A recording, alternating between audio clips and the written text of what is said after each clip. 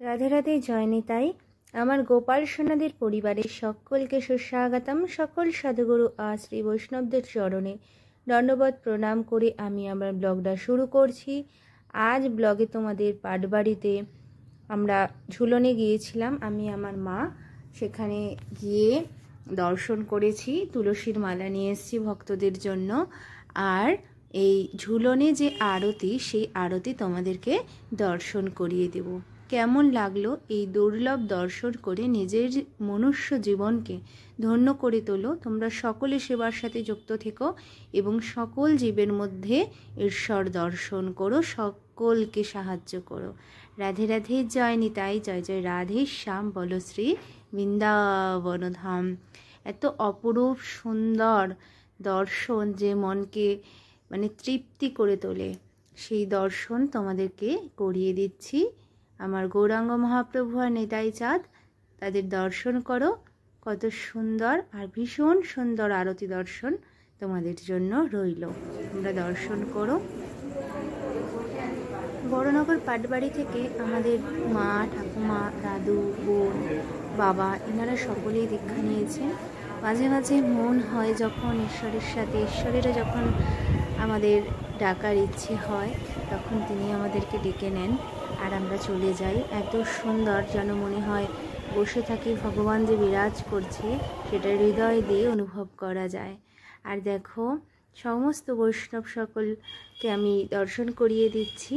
বাঞ্ছা কল্পতরু ভাষ্য কৃপা সিন্ধুব এবচ পতিতানাং প্লাবনেভ্য বৈষ্ণবেভ্য নমো নমঃ। সকল শ্রী বৈষ্ণবদের চরণে আমার দণ্ডবত প্রণাম।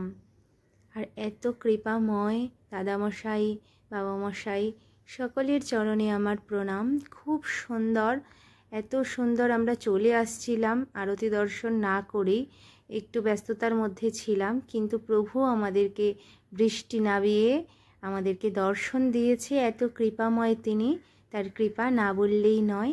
আমরা আরতি দর্শন করি, ফিরে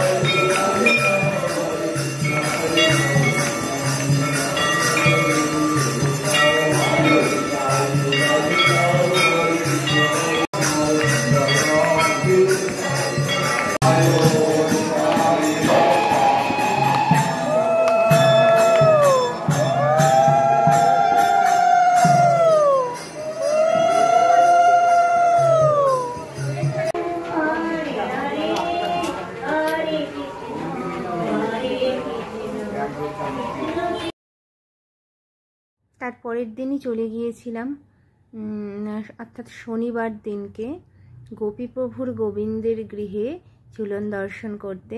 প্রভুর মা, প্রভুর বাবা ভীষণ ভীষণ ভালোবাসেন। আর গিয়েছিলাম, বেশি সময় থাকতে পারিনি, কারণ আমার মাসির